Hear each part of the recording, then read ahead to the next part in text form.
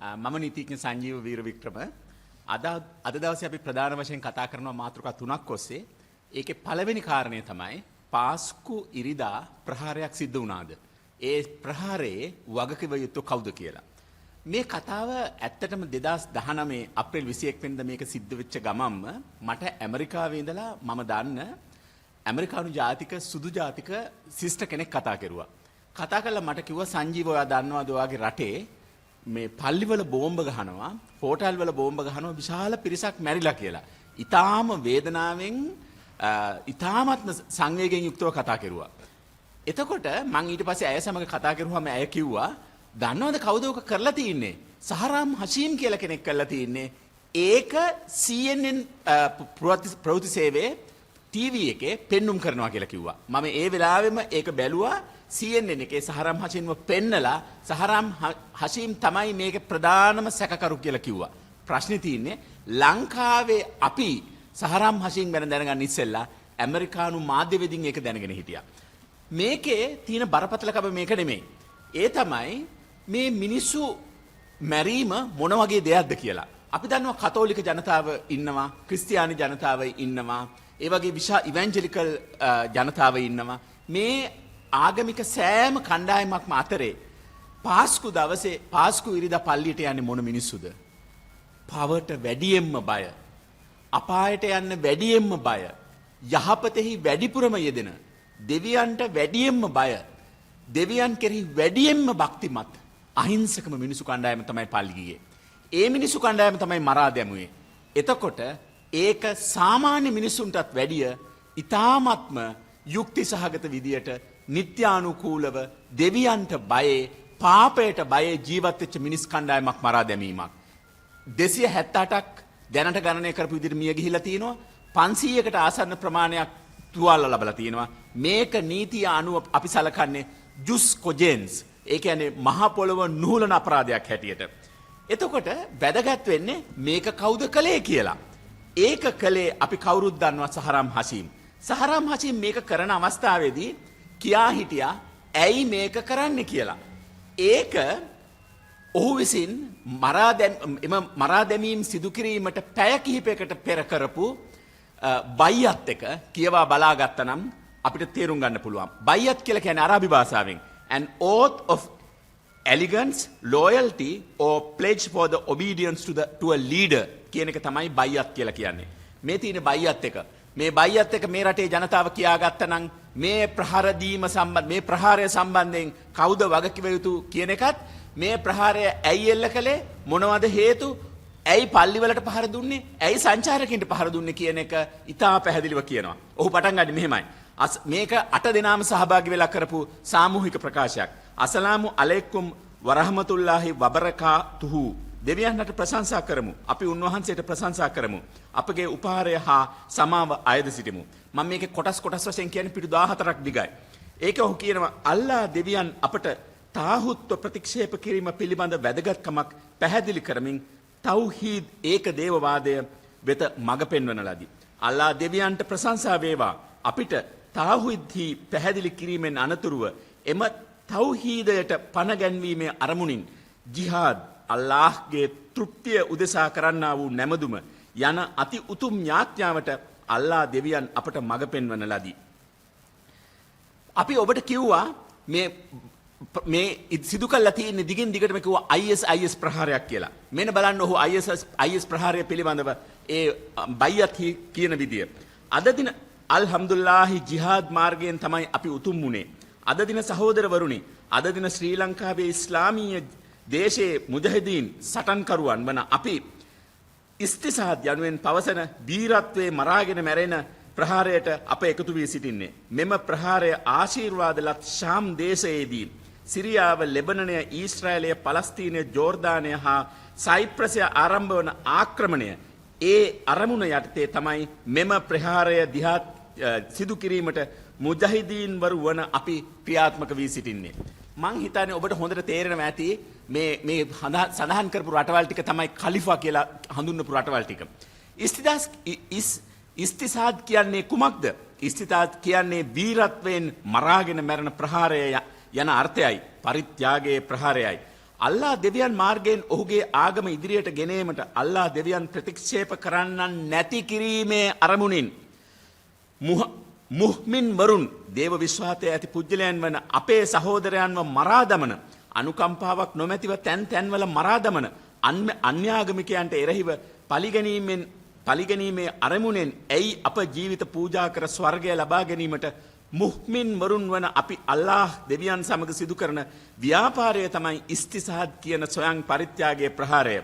මරාගෙන මැරෙන ප්‍රහාරය නොව ස්වයං පරිත්‍යාගයේ ප්‍රහාරයයි. මෙය අල්ලාහ් දෙවියන් සමග සිදු කරන ඉමහත් ව්‍යාපාරයකි. මේ බලන්න ඔහු ඊටාම පැහැදිලිව ඒක තවදුරටත් පැහැදිලි කරලා දෙනවා. අල්ලාහ් නියත වශයෙන් එම වචනේ දීර්ඝ වශයෙන් පවසනවා මුහ්මිල් වරුන් අල්ලාහගේ මාර්ගයේ ආයුධ සන්නද්ධව සටන් වදින බව සතුරන් කපා දමයි සතුරන්ව ප්‍රහාරයට ලක් කරයි. ඔහු ඉස්ලාම් ආගමේ ඒ සම්බන්ධයෙන් තියෙන ඉගැන්වීම කියනවා. සුභාරංචිය සහ අල් කුරානය සත්‍ය වශයෙන්ම ඔහු කෙරෙහි වූ පොරොන්දුවක්. මේ පිළිබඳව තවරාජ් ඉන්ජිල් හා අල් කුරානයේ පවසා ඇත. අල්ලා දෙවියන්ගේ මාර්ගයෙන් ආයුධ සන්නද්ධව සටන් කිරීම මූසා නබිතුමාගේ කාලයේ පටන් ආරම්භ වූ යාඥාවකි. එය පිළිබඳව අල්ලා දෙවියන් අල් කුරානයේ පවසනවා. මේ පිළිබඳව පොරොන්දුව සත්‍ය වශයෙන්ම තවරාත් ඉන්ජිල් වල හා අල් කුරානයේ පවසා තිබෙනවා. මම මේ ටික කියන්නේ මේ ටික දැනගත්තට පස්සේ ඔබට දැනගන්න පුළුවන් මොන තරම් අවබෝධයකින් මොන තරම් හේතු සහිතවද මේ මරා දැමීම කළේ කියලා. අද දින ශ්‍රී ලංකාවේ එස්තිසාද් යන මෙම වීරත්වයේ මරාගෙන මැරෙන ප්‍රහාරය සිදු කරන්නේ ඇයි? ඔහු කියනවා මින්මුන් වරුන් වන අපි දෙවියන් විශ්වාස කරන අපි මතයෙන් එකතු වූ ජනතාවයි අන්‍යාගමිකයන් විසින් අඳින ලද දේශ සීමාවන් නිසා රට දේශය යනුවෙන් වෙන් වූ පුජ්‍යලයන් නෙවෙයි. ඇමරිකාවේ සිටින යම් මුස්ලිම් වරුන් වේ නම් ඔවුන් අපගේ සහෝදරයෝ. ශ්‍රී ලංකාවේ සිටින අන්‍යාගමිකයන් අපේ හතුරන්ය. මෙම ප්‍රහාරය සිදු කිරීමට ප්‍රධානම හේතුව අල්වාලා මුහ්මින් වරුන්ට ඇති ආදරයයි. ඔහු අල්වාලා කියලා හඳුන්වලා දීලා තින්නේ දෙවියන් කෙරෙහි විශ්වාස තබන්නා කියන එක. ඔහු දෙවෙනි හේතුව දක්වනවා. ශාම් දේශයේ අල්ලා දෙවියන්ගේ පැසසුමට ලක් වූ ශාම් දේශයේ ඛලීෆා නායකයා අබූ බකර් අල් බග්දාදිගේ නායකත්වයෙන් ඉස්ලාම් පාලනයක් ක්‍රියාත්මකයි. එවැනි පාලනයක් සිදු වූ කුඩා ගම්මානයක් තමයි බාහුස්චන නගරය. කුරුස බැඳගත් බල්ලන් කණ්ඩායමක්. කුරුස බැඳගත් බල්ලන් කණ්ඩායමක් ભેදයකින් තොරව එහි සිටි මුස්ලිම් වරුන්ව විනාශ කරන ලදී. රටවල් 80කට වඩා ඔවුන් විසින්ම තහනම් කරන ලද වයිට් ඒ කියන්නේ ඔවුන් විසින්ම තහනම් කරන ලද වයිට් පොස්පරස් යන බෝම්බ විශාල වශයෙන් දමා එම ජනතාව විනාශ කරන ලදී. බාහුස් ජනතාව වෙනුවෙන් එම ජනතාව මරා දැමූ අයවලුන්ගෙන් පලිගැනීමේ අරමුණෙන් තමයි අපි අපේ ජීවිතය අල්ලාහ් දෙවියන් වෙනුවෙන් පූජා කරන්නේ. ඊට අමතරව තවත් කියනවා. එපමණක් නොව ඉරාකයේ මොසුල් යන ඉස්ලාමීය දේශය මුස්ලිම් වරුන් විසින් පාලනය කරන ලද මුජහිදීන් විසින් පාලනය කළ අල්ලාහ් දෙවියන්ගේ නීතිය ඔසවා තැබූ ඒක දේවවාදයේ කොඩිය බබලමින් සිටි එම මොසුල් නගරය සිරියාවේ රක්කා ලිබියාවේ සුරුත් යන නගරයන් විනාශ කළ කුරුසකරුවන්ව මුළුනුපුටා දමන්නයි අපි ඉස්තිසාද් ක්‍රියාත්මක කරන්නේ. දැන් මේ ලංකාවේ සිද්ධ වෙච්ච ඊස්ටර් සන්ඩේ ප්‍රහාරය කවුද කළේ ඇයි කළේ කියලා ප්‍රශ්න අහනවා. මේ කරපු අය කරපු මරණාසන්න ප්‍රකාශය නීතිය අනුව මේක. ඔවුන්ගේ දියුරුම මේ කියවන්නේ. අපේ ඉස්තිසාද් ප්‍රහාරයේ ක්‍රිස්තියානි ආගමික ස්ථාන ඉලක්ක වී තිබේ. පල්ලි ඉලක්ක වී තිබේ. ඇයි දන්නවද? අන්‍යාගමිකයින් වෙන ඔබලාගේ ලේ අපට අනුමත බවට අපේ ආගම පවසනවා. ක්‍රිස්තියානි කරුවන් වන ඔබව අන්‍යාගමිකයන් වෙන ඔබ අපට ප්‍රහාර දියත් නොකලත් ඔබලාට ප්‍රහාර එල්ල කරන්න කියලායි ආගම අපට පවසන්නේ. නවසීලන්ත පල්ලියේදී අපේ ජනතාව අසාධාරණ ලෙස වෙඩි තබා ඝාතනය කළා. ඊට පැලිගැනීමක් ලෙසයි අපි ඔබලාගේ ක්‍රිස්තියානි ආගමික ස්ථාන ඉලක්ක කර පහර දෙන්නේ. ප්‍රංශයේ සුනකින් ඉරිසියාව සහිත ප්‍රංශයේ සුනකින් එදා පටන් අද වනතුරු අපේ ජනතාව මරා දමනවා. ඇමරිකානු සාතන් යක්ෂයින් අපේ ජනතාව මරා දැමීම එදිනෙදා පුරුද්දක් වශයෙන් සිදු කරනවා. රාශියා ඔහු ප්‍රනවුන්ස් කරන්නේ මේ විදිහට. රාශියා, ඊශ්‍රායල්, ඉතාලි, Holland, New Zealand, Australia, Canada, Europe වැනි රටවල් වල වැඩේ කුමක්ද? අපේ ජනතාව මරා දැමීම වෙනුවෙන් මුදල් වෙන් කිරීම පුහුණු පාඨමාලා ලබා දීම. ඉරාකයේ සිරියාවේ කුරුසානයේ අපේ ජනතාව මරා දමා අපේ කාන්තාවන් වැන්දමු කර දූෂණය කර අපේ ළමුන්ව අනාථ කර අපේ දෙවියන්ගේ ආගමික ස්ථාන කඩා විනාශ කර අල්ලා දෙවියන්ගේ ආගමික ස්ථාන ග්‍රන්ථය ඉරා දමා අපේ ජනතාව ලේ වැගරීම් වලට යටත් කර ශ්‍රී ලංකාවට ඔබ සංචාරකයින් ලෙස පැමිණෙනවාද ඉස්ලාම් ආගම හොඳින් අවබෝධ කරගන්න අන්‍යාගමිකයන් මුස්ලිම් වරුන් කියා පමණයි ඉස්ලාම් ආගමෙහි බෙදෙන්නේ අන්‍යාගමිකයෙකු නම් ඔහුගේ දේපල හා ලේ අනුමතයි මේක තමයි ඔවුන් මේ ප්‍රහාරයට හේතුව හැටියට දක්වලා තින්නේ ශ්‍රී ලංකාවේ අන්‍යාගමිකයන්ට කියන්න කැමති පළමුව ගරුත්වයක් ඇති ඉතා උසස් මෙලොව පාලනය කරන අල්ලාහ් දෙවියන්ට ඔබ අපහාස කළා දෙවනුව අනුමත නොකළ අපිරිසුදු සතෙකු වෙන ඌරාගේ ඡායාරූපයට ගරුත්වයක් ඇති අල්ලාහ් දෙවියන් ලෙස ලියා කුලියාපිටිය නගරයේ උද්ඝෝෂණ පැවැත්වුවා. තෙවනුව අල්ලා දෙවියන්ට ශරීරයේ රහස් ප්‍රදේශ ඇති බව ඥානසාර කියන මිත්‍යා දෘෂ්ටිකයා පැවසුවා. අපේ දෙවියන්ට ශරීරයේ රහස් ප්‍රදේශ ඇති බව පවසා අපහාස කළා. සිව්වැන්න අපේ ජීවිතයට වඩා අපේ බිරින්දෑවරුන්ට වඩා ළමුන් සහෝදරයන්ටත් වඩා උතුම් ලෙස සලකන නබිතුමා වෙත බල්ලන් වැනි පහත් වචන පාවිච්චි කළා. පස්වැන්න අපේ ජීවිතවලට වඩා ගරුත්වය ලබා දෙන ආගමික ග්‍රන්ථය වන කුරාණය ගිනිබත් කළා ඉරා දැමුවා හයවැන්න අල්ලාහ් දෙවියන්ට පමණක් නැමදුම් කරන්න අල්ලාහ් දෙවියන්ගේ දේවස්ථාන වලට පහර දුන්නා කුඩුපට්ටම් කළා ඔහු අටවැන්න ඊටාම වැදගත් අටවැන්න බුද්ධි අංශ බල්ලන් විමර්ශනය යන මුවාවෙන් අපගේ බිරින්දෑවරුන් අපහාසයට ලක් කළා මෙම සිදුවීම මාධ්‍යයට යන්න නොදී ආරක්ෂා කරගත්තා සටන් කරුවන් වන අප මෙය හොඳාකාරව දන්නවා විමර්ශනය යන මුවාවෙන් අපගේ සහෝදරියන් බුද්ධි අංශ බල්ලන් අපහාසයට ලක් කළා නමවැන්න බටහිර අප්‍රිකාවේ ඉස්ලාම් දේශයේ සටන්කරුවන්ට එරෙහිව යුද්ධයේදී ජාත්‍යන්තරය සමග ශ්‍රී ලංකා රජය වන ඔබ එක්ව කටයුතු කර තිබෙනවා දසවැන්න හොඳින් අහගන්න මීට වඩා භයානක අල්ලාහ් දෙවියන්ට සමාන කර අනෙකුත් අයවලුන් නැමදීමේ ක්‍රියාවේ ඔබ යෙදීමයි. අල්ලාහ් දෙවියන්ව ප්‍රතික්ෂේප කළ අන්‍යාගමිකයන් ලෙස ඔබ සිටී. අන්‍යාගමිකයන් පිළිබඳව කුමක්ද පවසා තිබෙන්නේ? යන්න ඔබ දන්නවාද? අල් කුරානයේ පවසනවා මුස්ලිම් වරුන් වන අපට නියෝග කරනවා අන්‍යාගමිකයන්ව දකින්න තැන කපා දමන්න. ඔවුන්ව අල්ලන්න, ඔවුන්ව ආක්‍රමණය කරන්න, සෑම මර්ම ස්ථානයකම ඔවුන් වෙනුවෙන් සැඟවී සිටින්න. අපිව මරා දමන්න බලා සිටිනවාද? මෙම ගමනට අපි ආවේ මැරෙන්නමයි. අපි අල්ලාහ් දෙවියන් වෙනුවෙන් මැරෙන එක ජයග්‍රහණයක් කියා ඔබ හිතනවාද? දැනගන්න. අපගේ ජීවිතවලට වඩා අපේ ප්‍රතිපත්තිය තමයි වැදගත් වෙන්නේ. ජීවිතය කියන්නේ ප්‍රතිපත්තිය හා ඒ වෙනුවෙන් සිදු කරන දෙයයි. අල්ලාහ්ගේ නාමයෙන් අපගේ මෙම උත්සාහයෙන් විනාශ වන්නේ නැහැ. අපගේ ලේ මතින් අනිවාර්යයෙන්ම මෙහි ඉස්ලාම් දේශය බිහි වේවි. අල්ලාහ්ගේ නාමයෙන් අපගේ මෙම උත්සාහයන් විනාශ වන්නේ නැහැ. අපගේ ලේ මතින් අනිවාර්යයෙන්ම මෙහි ඉස්ලාම් දේශයක් බිහි වේවි. ඉස්ලාම් දේශයට IS සංවිධානයට දියුරුම් දෙන ජනතාව ශ්‍රී ලංකාවේ වැඩි වශයෙන් බිහි වේවි. අල්ලාහ්ගේ නාමයෙන් සුන්බුන් වී යන අපගේ හිස් කබල් හා ශරීරයට උඩින් මුස්ලිම් දේශයක් මෙහි ආරම්භ වේ.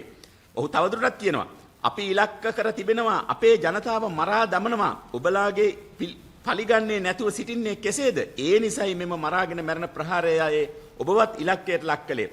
අල් කුරානයේ සඳහන් වෙනවා ඊබ්‍රහීම් සමග සිටින ජනතාව දෙවියන්ව ප්‍රතික්ෂේප කරන ජනතාව දිහා බලා පැවසුවා ඔබලාගෙන් අපි වෙන්නුණා. අල්ලාහ් දෙවියන් හැර ඔබ නැමදුම් කරන සියලු දෙවියන්ගෙන් අපි ඉවත් වුණා. අන්‍යාගමිකයන් වන ඔබගෙන් අප වෙන්නුණා. අපි අහනවා ඔබෙන් මේ තියන්නේ මුස්ලිම් ආගමද? මේ තියෙන ඉස්ලාම් ආගමද? මේ රටේ බුද්ධිමත් ජනතාව මුස්ලිම් ජනතාව ඇවිල්ලා දැන් කියන්න ඕනේ මේ මුස්ලිම් ආගමද කියලා. මොන් සියලු දෙනාම මේ මැරිච්ච අය ඊටාම ඉහළ බුද්ධිමතුන්. පිටරට ඕස්ට්‍රේලියාවේ එංගලන්තේ ඉගෙන ගත්ත අය. මේ ඔවුන් තමයි මේ කියන්නේ. ඔබ නැමදුම් කරන ගල් ප්‍රතිමා වලින් ඉවත් වුණා. ඔබව අපි ප්‍රතික්ෂේප කළා. එක් දෙවියෙක් වන අල්ලාහ් දෙවියන්ව ඔබ පිළිගන්නාතුරු ඔබ හා අප අතර බෙදුම් වාදයක් හා අකමැත්තක් ඇති වී හමාරයි. එකම දෙවියන්ව අල්ලාහ් දෙවියන්ව ඔබ විශ්වාස කරනතුරු අපට ඔබ කෙරෙහි තිබෙන්නේ වෛරයක් හා අකමැත්තක්.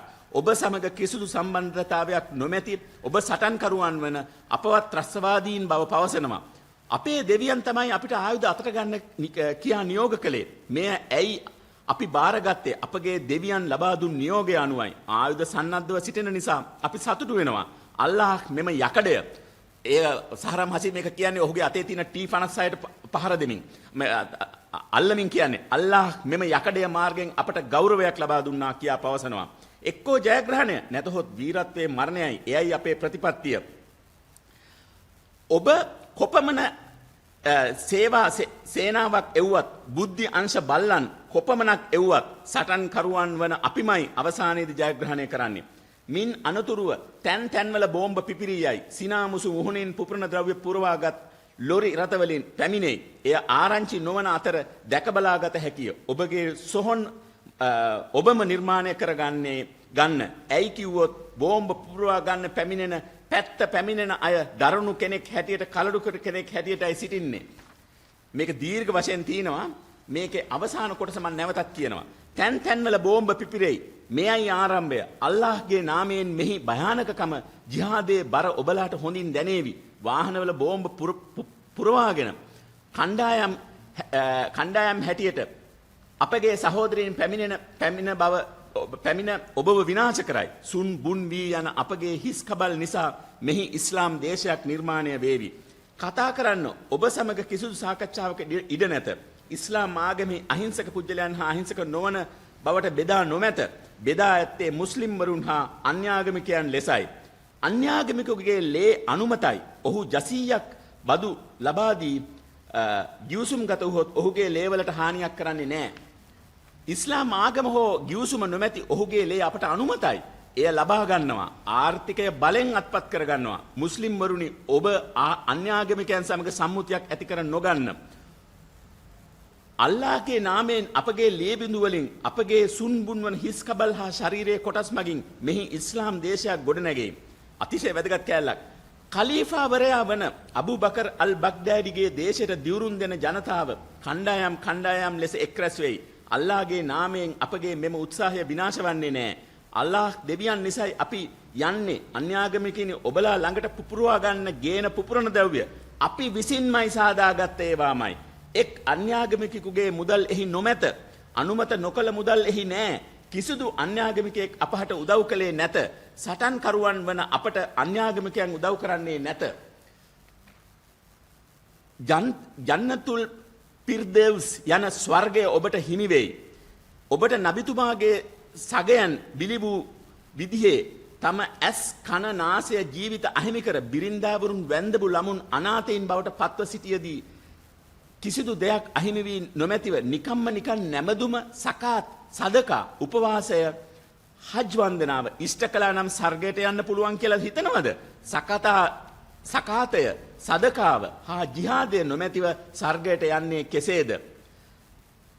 ඔහු තවදුරටත් කියනවා ඔවුන් මුස්ලිම් වරුනි සුරතු තවුබා අන්ෆාල් අනිවාර්යයෙන්ම කියවන්න. රහිකූල් මක්කුම් යන ග්‍රන්ථය කියවන්න. අබු මුසබ් ඉබ්නු සර්කාවි අබු මුහම්මද් අල් අද්නානි යන සත්‍ය ආගමික නායකයන්ගේ දේශනා අසන්න. සෙයිහුල් ඉස්ලාම් ඉබ්නු තයිමායා රහිමතුල්ලාහ් මුහම්මද් ඉබි අම්දුල් වහාබ් රහිමතුල්ලාහ් ඉමාම් ඉබ්නු කයුම් අල් ජබිසියා රහිමතුල්ලාහ් අයිමතුන් අද්වානි නජියා දවාති නජීදියා යන නායකින්ගේ ග්‍රන්ථ කියවන්න. ඔහු දීර්ඝ වශයෙන් මේක කියලා අවසානයේ ඔහු කියනවා අපගේ පවුලේ අයවලුන්ට යම් දෙයක් පැවසිය යුතුයි. අල්ලාහ් දෙවියන් හා ඔහුගේ ආගමටයි අපි වැඩියෙන්ම ආදරය කරන්නේ. අප මිය ගියා කියන තොරතුරු ලැබුණොත් පළමුවෙන්ම ඉවසීමෙන් සිටින්න.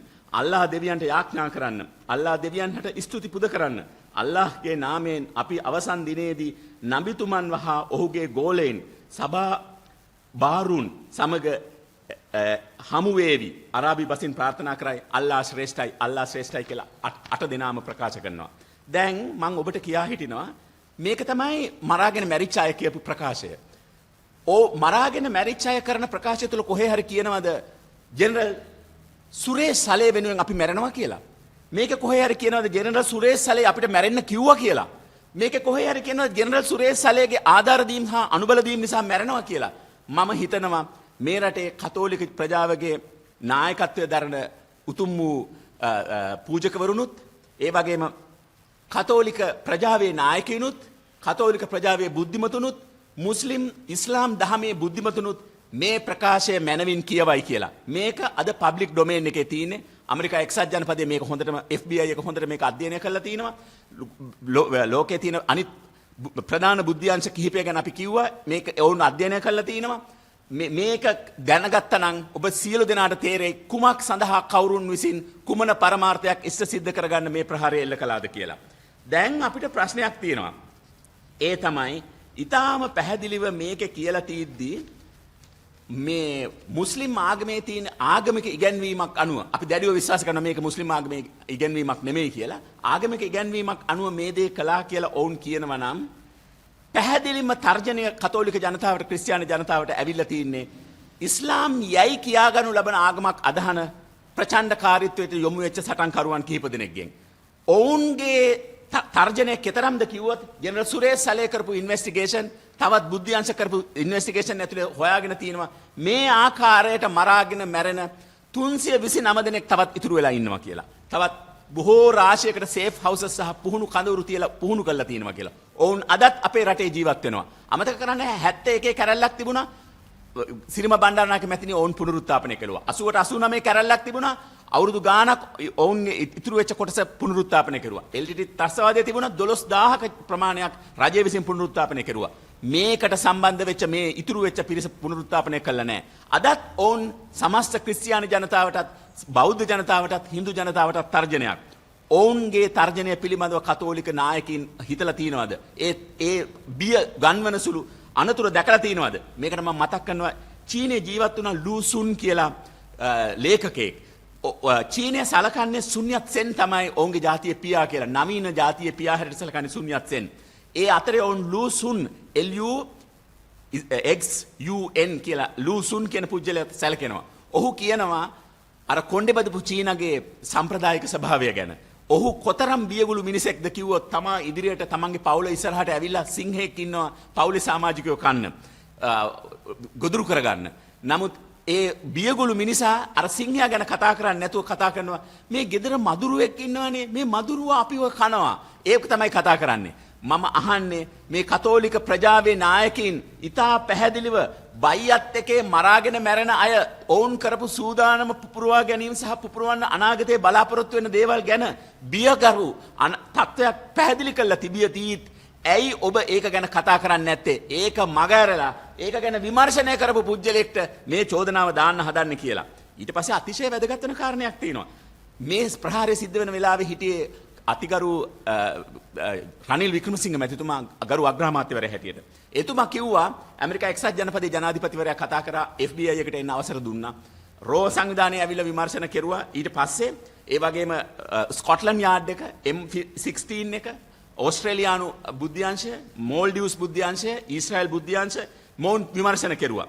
මේ විමර්ශන මගින් ඉතා පැහැදිලිව ඔවුන් සාක්ෂියක් රැස් කෙරුවා. ලංකාවේ පැවතිච්ච LTT සංවිධානයත් එක්ක තිබිච්ච යුද්ධය වගේ නෙමෙයි. ඒකේ සාක්ෂි එකතු කරන්න ඔවුන්ට හම්බුන්නේ නැහැ විදේශ කණ්ඩායම් වලට. මේකේ සම්පූර්ණ සාක්ෂි එකතු කරලා තියෙන්නේ. දැන් අපි හොඳටම දන්නවා මේක ජුස් කොජෙන්ස් මහා අපරාධයක්. මේ අපරාධයක් වෙනව නම් ඇයි එක්සත් ජාතීන්ගේ මානව හිමිකම් කවුන්සිලේ යෝජනාවක් ගේන්නේ නැති ඇමරිකාව විසින් ලංකාවට විරුද්ධව? ලංකාවේ බුද්ධ්‍යංශ වලටයි හමුදාවටයි විරුද්ධව ගේන්නේ නැත්තේ ඇයි? ඒක තමයි කතෝලික ප්‍රජාවේ නායකයන් විසින් අපිට කියන්න ඕනේ. ඇයි යුරෝපා යූනියන් එක එක්සත් ජාතීන්ගේ සංවිධානයට යෝජනාවක් ගේන්නේ නැත්තේ? ලංකාවේ බුද්ධ්‍යංශයි යුද හමුදාවයි මිනිස්සු මරලා තිනවා. ඒකට විරුද්ධව මානව හිමිකම් අපරාධයක් කරලා තියෙන නිසා ජාත්‍යන්තර විමර්ශනයක් අවශ්‍යයි කියලා. ඇයි ඒක කියන්නේ නැත්තේ? ඒක එහෙම කියනවා නම් කියන්න පුළුවන්නේ මෙතන වෝ ක්‍රයිම් වෙලා තියෙනවා. මෙතන ක්‍රයිම්ස් අගේන්ස්ට් හියුමැනිටි වෙලා තියෙනවා. ඒ අනුව ට්‍රයිබියුනල් එකක් පත් කරන්න කියලා. මේකේ හොඳින් මතක තියාගන්න ඕනේ. අති උතුම් කාදිනල් හිමිපාණන් කතෝලික පල්ලියේ කිහිප දෙනෙක් මේ කතාව කියද්දි ඇමරිකා එක්සත් ජනපදයේ ඒ කතාව තහවුරු කළා මේ වනතුරු වචනයක් කියලා නෑ. ඒකට හේතුව ඇමරිකා එක්සත් ජනපදයේ මේකේ සත්‍ය සාක්ෂි දන්නවා. ඒක තමයි අපි පළවෙනි කොටස හැටියට දක්වන්නේ. ඊළඟට අපි කතා කරනවා ජෙනරල් සුරේෂ් සලේට වධහිංසා පැමිණවීම සම්බන්ධයෙන්. මේ වධහිංසා පැමිණවීම සම්බන්ධයෙන් පාර්ලිමේන්තුවේ කතා වෙනවා. ගරු අමාත්‍යවරයා කතා කරනවා. මහජන ආරක්ෂාව පිළිබඳ අමාත්‍යවරයා, පොලිසිය භාර අමාත්‍යවරයා, අධිකරණ අමාත්‍යවරයා කතා කෙරුවා. ඔවුන් මම හිතන්නේ මේකේ නිශ්චිත තොරතුරු නිවැරදිව නෙමෙයි කියන්නේ. මේකේ කාරණා තුනක් ජෙනරල් සලේ වෙනුවෙන් අපි කියා හිටනවා. ඔහුව දැඩි අමානුෂික සහ අවමන් සහගත ස්ථානයක රඳවා තබා තියෙන්නේ. ඊටාම අවම මිනිස්සුෙකුට අවශ්‍ය පහසුකම් ලබා දෙන්නේ නැහැ. ඊට පස්සේ ඩීප් ඉන්වර්සිව් සර්ච් එකක් ඇතුළුව ඔහුව පරීක්ෂා කිරීම කළා තිනෝ දැඩි අමානුෂික හා අවමන් සහගත විදියට. එය ඔහුට මානසිකව දැඩි ක්‍රූර වදබන්ධනයක් බවට පත් වෙලා තිනවා.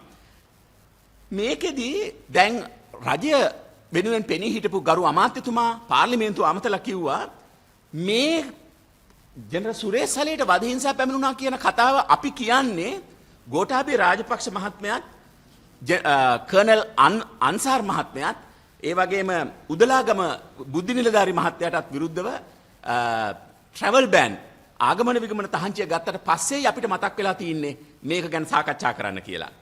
ඔබතුමා කරුණු නොදැනයි මේ කතා කරලා තියෙන්නේ. ගරු අධිකරණ ඇමතිතුමනි ඔබතුමාට මේ නඩුවේ නඩු වාර්තාව කැඳවාගෙන බලන්නට තිබුණා. කාර්ය සටහන් ඒ වගේම ජර්නල් එන්ට්‍රීස් ඒ වගේම විනිශ්චයකාරතුමා විසින් ලබා දීපු නියෝග ටික බැලුවා නම් ඔබතුමා කවදාවත් මේක කියන්නේ නැහැ. ජෙනරල් සලේ අත්අඩංගුවට ගත්තේ 2026 පෙබරවාරි 26 වෙනිදා. ඔහුව බලන්න 2026 මාර්තු 3 වෙනිදා ඔහුගේ සහෝදරයෙක් ගියා. ඊට දින කිහිපයකට පස්සේ ඔහුව ජේම්වරයෙක් ගාවට දැම්මා. අධිකරණ වෛද්‍ය නිලධාරිවරයා ගාවට දැම්මා. ඉන්පස්සේ ඔහුව මේ දැඩි අමානුෂික වූ පරීක්ෂා කිරීම කෙරුවා. 2026 මාර්තු 11 වෙනි දින අපි මුලින්ම මාර්තු 4 වෙනිදා ගරු මහේස්ත්‍රාත් අධිකරණයට ගිහිල්ලා කිව්වා මේ පුජ්‍යලයව රඳවාගෙන ඉන්නවා අධිකරණයට දැනුම් දීලා තියෙනවද කියලා. CID එක කැඳෙව්වා. ඒ නිලධාරීන් කිව්වා ඔහු සම්බන්ධයෙන් පැය 48ක් තුල අධිකරණයට කරුණු වාර්තා කළා නැහැ කියලා. ගරු විනිසුරුතුමා කිව්වා ඒක අත්‍යවශ්‍ය තත්වයක් කියලා. ඊට පස්සේ කිව්වා ඔහුව සැකකරුවෙක් කරන්නත් තීරණය කළා නැහැ කියලා. ඊට පස්සේ 5 වෙනිදා ඇවිල්ලා ඔහුව 3 වෙනි සැකකරු හැටියට නම් කෙරුවා. 1 2 කියලා දෙන්නෙක් වෙනම ඉන්නවා.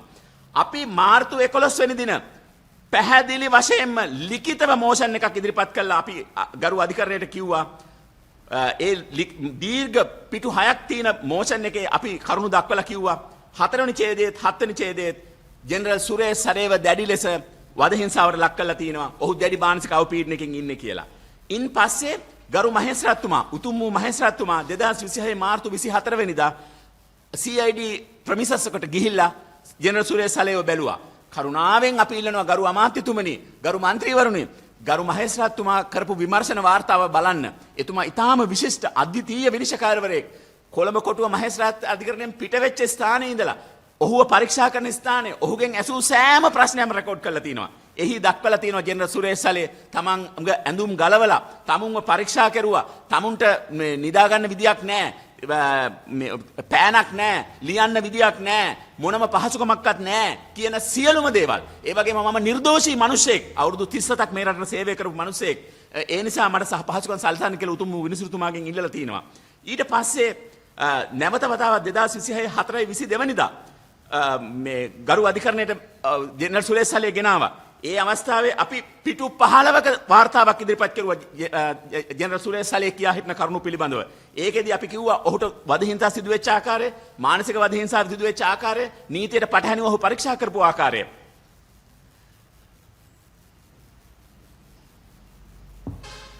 මේකේ හරි වැදගත් දෙයක් තියෙනවා. මේ ශරීර අභ්‍යන්තරය පරීක්ෂා කරන්න මේ පොලිස් නිලධාරීන්ට පුළුවන්ද කියලා. මේකේ තියෙන වැදගත් දෙයක් තියෙනවා. අපි කොළඹ උසාවියේ ඉන්න ඕන කෙනෙක් දන්නවා සාමාන්‍යයෙන් කුඩු සහ හෙරොයින් සහ ක්‍රිස්ටල් මෙතා විටමින් චෝදනා යටතේ අත්අඩංගුවට ගත්ත පුජ්‍යලයෝ වැලිකඩ රිමාන්ඩ් ප්‍රිසන් එකට ඉදිරිපත් කරපු අවස්ථාවල කොළඹ රිමාන්ඩ් ප්‍රිසන් එකට ඇතුළත් කරපු අවස්ථාවල ඔය ආකාරයේ විමර්ශනයක් සිද්ධ වෙනවා. ඒක අපි සාමාන්‍ය නීතිඥයෝ හඳුනන්නේ බංකර් ගහලා තියෙනවා කියලා. පිටිපස්සේ බංකර් ගහලා තියෙනවා කියලා. ඒ අවස්ථාව සඳහා එවැනි පරීක්ෂාවක් සිද්ධ වෙන බව ඇත්ත. නමුත් අපි කියනවා මේ ඉන්න පුජ්‍යල ජෙනරල් සුරේෂ් සලේ අත්අඩංගුවට අරගෙන CID එක කියන විදිහට මාර්තු 8 වෙනිදා තමයි මේ පරීක්ෂාව කෙරුවේ. අත්අඩංගුවට ගත්තේ පෙබරවාරි 25 වෙනිදා. දින 13කට පස්සේ මේ ඔහුගේ පිටිපස්ස පැත්ත පරීක්ෂා කරන්න තියෙන අවශ්‍යතාවය මොකද්ද? අදෝ මාර්ගය පරීක්ෂා කරන්න තියෙන අවශ්‍යතාවය මොකද්ද? ඊට පස්සේ අපි අහනවා මෙතන හිටපු සානි අබේසේකර මහත්තයා හරි කුමන හෝ මහත්තයෙකුට health protective device තිබුණාද මේක පරීක්ෂා කරන්න? ඔබ විශේෂඥ වෛද්‍යවරයෙක්ද? ඔබ ජේමවරයෙක්ද? ඔබ වෛද්‍යවරයෙක්ද? එහෙම නැත්නම් ඔබ හෙද මහත්මයෙක්ද? ඔබට තියෙන අයිතිය කොහොමද මිනිසෙකුගේ ශරීරයේ අභ්‍යන්තරය චෙක් කරන්න? මේක බරපතල නීති විරෝධී තත්ත්වයක්. ඔහු සම්බන්ධයෙන් ඉදිරිපත් කරපු වෛද්‍ය වාර්තාවේ පැහැදිලිවම දක්වලා තියෙනවා ඔහුගේ අදෝ මාර්ගයේ අභ්‍යන්තර පේශීන් ඉරිලා තිනවා කියලා. එහෙම එකට එයා එකක් තියෙනවා. ඒක දැන් ඉන්ෆෙක්ට් වෙලා ගෙඩියක් ඇති වෙලා තියෙන තත්ත්වයකුත් තිබෙන බවට දැන් වාර්තා වෙනවා.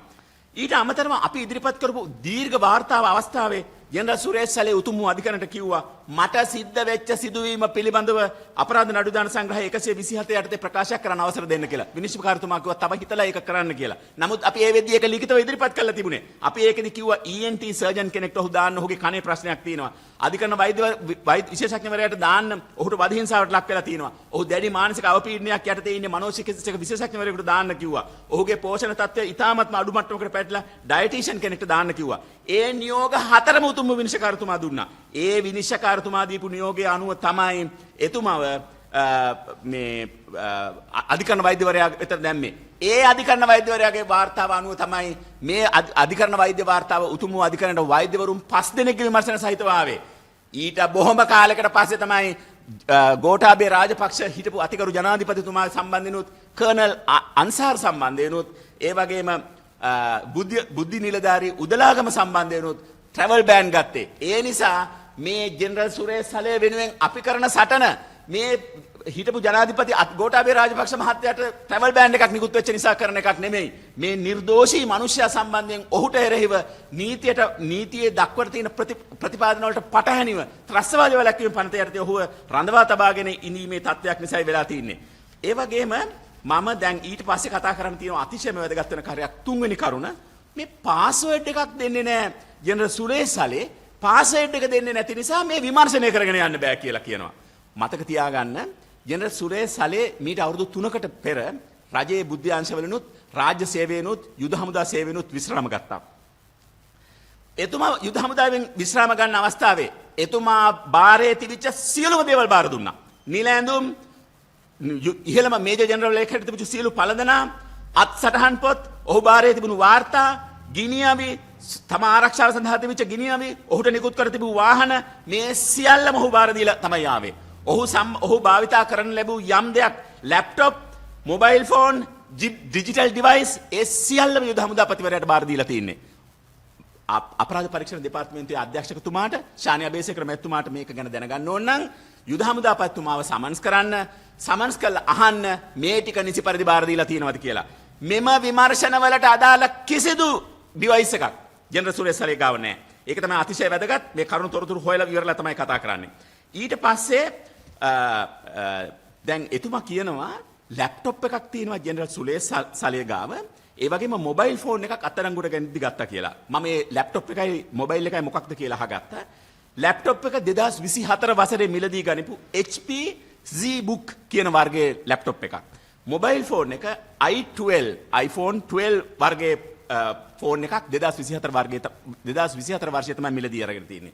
අපි අපරාධ පරීක්ෂණ දෙපාර්තමේන්තුවේ මහතුරුන්ගෙන් අහනවා ඔය ෆෝන් දෙක මොන විදියට ෆෝන් එකත් ඔය ලැප්ටොප් එකත් මේ අපරාධ විමර්ශනයට කොයි විදිහට සම්බන්ධ වෙන්නේ කියන්න.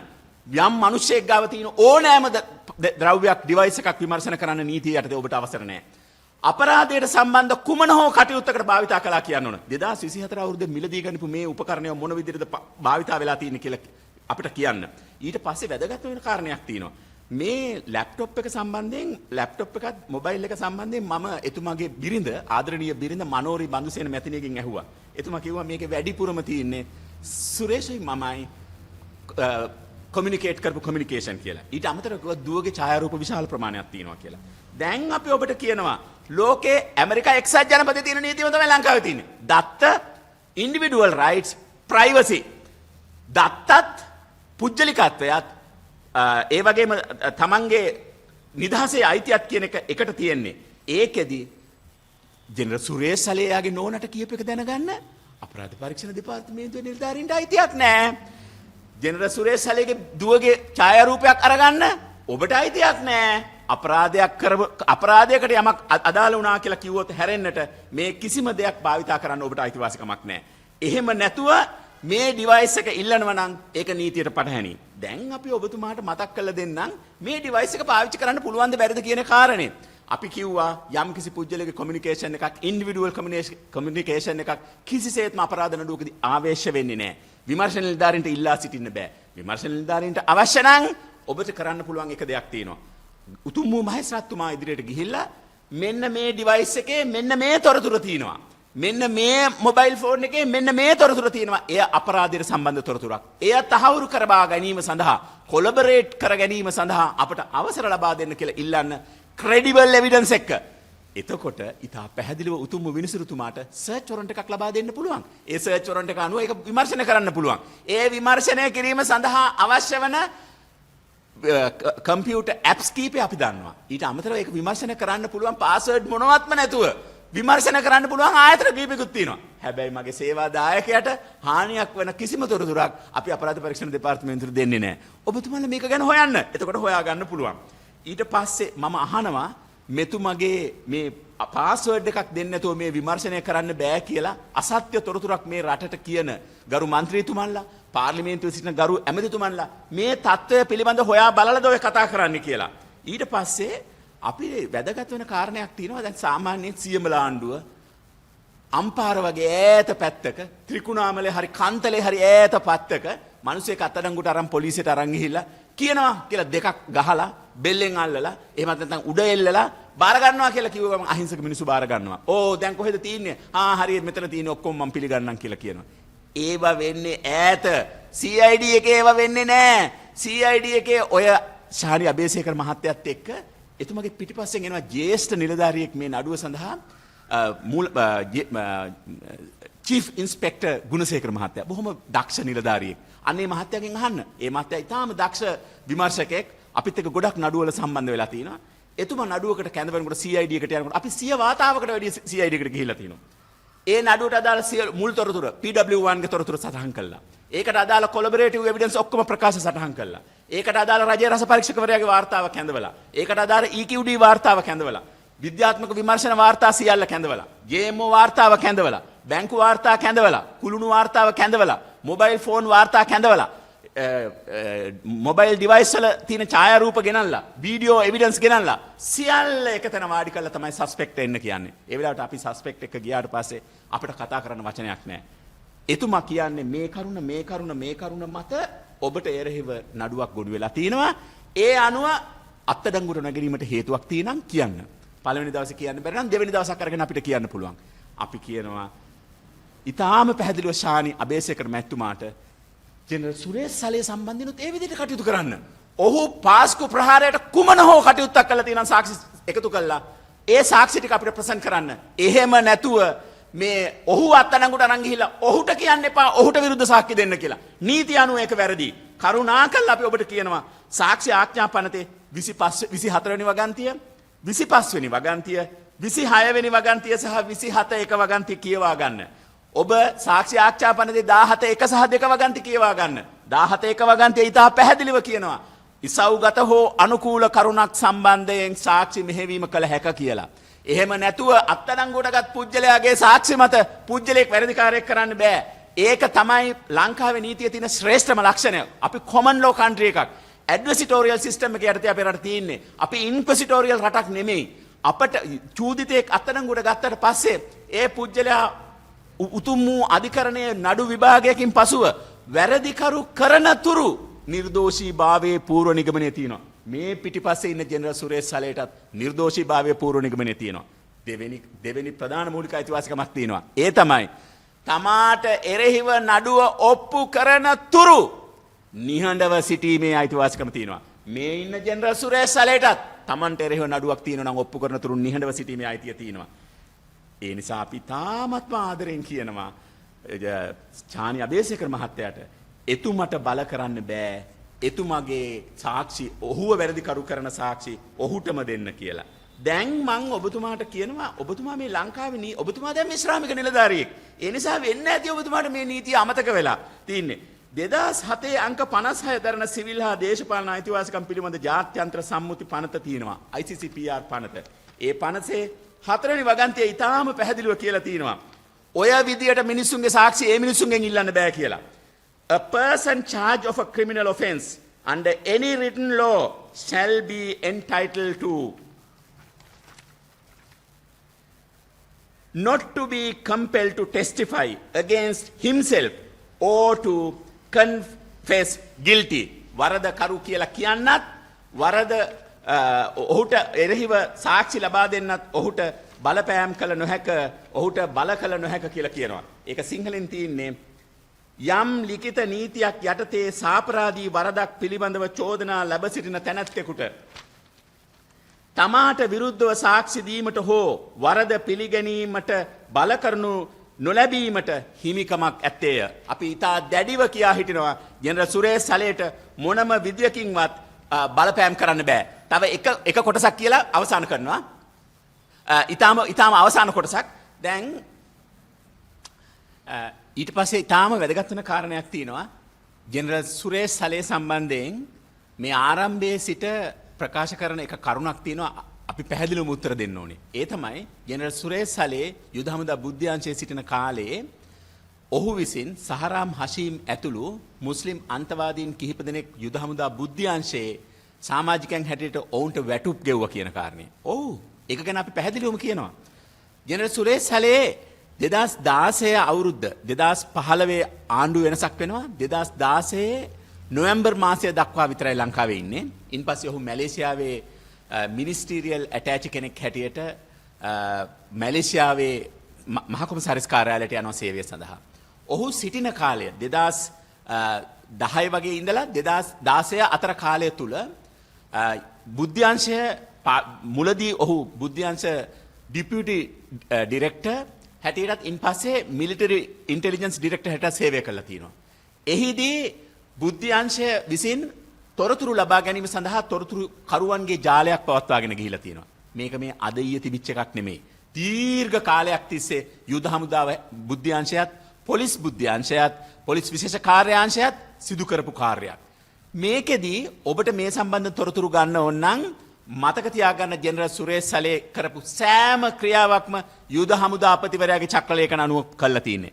එක තඹ සතයක් නීතියට පරිබාහිරව පාවිච්චි කළා නැහැ. ඔහුට විරුද්ධව එවැනි චෝදනා නැහැ. ඔබ දන්නවා රජයේ නිලධාරියෙක් නම් AR තියෙනවා FR තියෙනවා. ඇඩ්මිනිස්ට්‍රේටිව් රෙගියුලේෂන්ස් තියෙනවා ෆයිනෑන්ෂල් රෙගියුලේෂන්ස් තියෙනවා. ඒ අනුව තමයි තඹ සතයක් හෝ රජයේ නිලධාරියෙක් භාවිතා කරන්න ඕනේ. එහෙම නොවුනොත් ඒක විනය කටයුත්තක් සඳහා වන එහෙම නැත්නම් අපරාධ දඬුවමක් සඳහා වන වරදක් බවට පත් වෙනවා. ජෙනරල් සුරේෂ් සලේ යම් බුද්ධි නිලධාරියෙකුට ගෙව්වද ඒකට අදාළ සියලු තොරතුරු යුද හමුදාපතිවරයාට බාර දීලා තිනවා.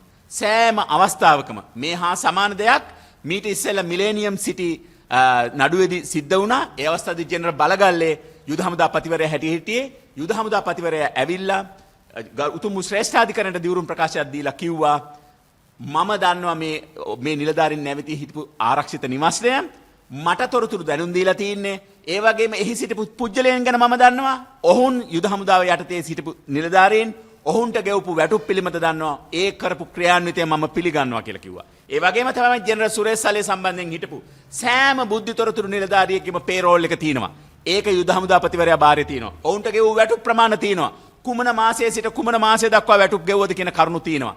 එසේ කලේ අන්තවාදී මුස්ලිම් සන්නද්ධ කණ්ඩායම් සම්බන්ධයෙන් පමණක් නෙමෙයි LTT සංවිධානය සම්බන්ධයෙන් තවත් ත්‍රස්තවාදී දමිළ සංවිධාන සම්බන්ධයෙන් ජනතා විමුක්ති පෙරමුණ සම්බන්ධයෙන් ජාතික හෙළවුරුමේ සම්බන්ධයෙන් ඔය වගේ අන්තවාදීත්ව රාජ්‍ය ආරක්ෂාවට එරෙහිව යයි කියලා හිතන සෑම කණ්ඩායමක් සම්බන්ධව තොරතුරු රැස් කරලා තිනවා. ඒ සම්බන්ධ සියලු වාර්තා යුද හමුදාපතිවරයා ගාව තිනවා. අතිගරු ජනාධිපතිතුමනි ඔබ සේනාධිනායක ඔබතුමාටත් තව එක පුජ්‍යලයකටත් විතරයි මේ සම්බන්ධ තොරතුරු ගන්න පුළුවන්. ඒ තමයි යුද හමුදාපතිවරයා. ඔබතුමාට මේ සම්බන්ධ තොරතුරු ඕන නම් අතිගරු ජනාධිපතිතුමනි කැඳවන්න යුද හමුදාපතිවරයා මේකට අනාලව හිටපු සියලුම බුද්ධි තොරතුරු වාර්තා ලබා දීපු අයගේ තොරතුරු තියෙනවා. එහෙම නැතුව ප්‍රහාර මෙහෙවීම සඳහා නීතියට පටහැනිව ජෙනරල් සුරේෂ් සලේ කිසිදු කටයුත්තක් කළා නැහැ. ඊට අමතරව අපි මේ නඩුවට නීතිඥ කණ්ඩායම හැටියටත් ජෙනරල් සුරේෂ් සලේගේ ඥාතීන් හැටියටත් ඔහුට සම්බන්ධතා දක්වන මිතුරනුත් ඉතාමත්ම උනන්දුවෙන් කටයුතු කරනවා. අපි මෙම අධිකරණ පද්ධතිය තුළ එතුමාට යුක්තිය ලබා ගැනීමට අපි උපරිමයෙන් කටයුතු කරනවා. තවමත් ඔහු දේශපාලන අවශ්‍යතාවය මත ආරක්ෂක අමාත්‍යවරයාගේ රැඳුම් නියෝගයක් යටතේ ඉන්නේ. අපි කියා හිටනවා ඔහුව ගරු අධිකරණ ඉදිරිපත් කරන්න. ඔහු සම්බන්ධ නඩු විභාගයක් තියන්න. අපි ඔහුගේ නිර්දෝෂීත්වය අධිකරණයේ ඉදිරියේ ඔප්පු කරනවා. ඒ විතරක් නෙමෙයි. එම නඩු විභාගයේදී ජාත්‍යන්තර නිරීක්ෂකින් ඉන්ටර්නැෂනල් ඔබ්සර්වර්ස්ලා ගෙනල්ලා ජෙනරල් සුරේෂ් සරේට යුක්තිය ඉට කරන ආකාරය ලංකාවේ අධිකරණ පද්ධතිය තුළ යුක්තිය ඉටුවන ආකාරය ලෝකයටම දැනගන්න විදිහට කටයුතු කරන්නත් අපි කටයුතු කරනවා කියලා කියනවා. ඒ විතරක් නෙමෙයි අපි පැහැදිලිවම ආරම්භයේ සිට කිව්වා අත්අඩංගුවට ගන්න දවස වෙච්ච ජෙනරල් සුරේෂ් සරේ අත්අඩංගුවට ගත්ත දවස වෙච්ච 2026 පෙබරවාරි 25 වෙනිදා වෙනකොට කිසිදු අපරාධ පරීක්ෂණ දෙපාර්තමේන්තුවට කිසිම සාක්ෂියක් තිබුණේ නැහැ. කිසිදු කොමිෂන් වාර්තාවකින් විදේශගත බුද්ධ්‍යංශ වාර්තාවකින් ජෙනරල් සුරේෂ් සරේ සම්බන්ධයෙන් කියවුනේ නැහැ. අත්අඩංගුවට ගැනීමෙන් පසුව තමයි මේ සියලු කටයුතු කරලා තියෙන්නේ. අත්අඩංගුවට ගැනීමෙන් පසුව මේ විමර්ශන කරනවා නම් ඒක තුලම පෙනී යනවා මේ විමර්ශනය මැලේෂස් ඉන්ටෙන්ෂන් එකකින් වැරදි චේතනාවකින් දේශපාලන අවශ්‍යතාවයක් මත කරනවා කියලා. ඒ නිසා මේ විමර්ශකයෝ සියලු දෙනාම තම තමන් සිදු කරනු ලැබූ නීතියට පැටහැනි කාර්යයන් සඳහා වගකිව යුතු වෙනවා. එවැනි තත්ත්වයකදී ඔබට මේ රට හැරගොස් දේශපාලන රැකවරා අරගෙන සැඟවී සිටින්නට ඉඩ නැහැ. අපි සමස්ත ජාත්‍යන්තරෙම මේ මිනිසාට කරන අසාධාරණය වෙනුවෙන් මුළු ලෝකයටම අපි හඬක් නගලා ඔහුට යුක්තිය ගෙන එන්න කටයුතු කරනවා කියන එකත් මේ අවස්ථාවේ අවසාන වශයෙන් කියනවා.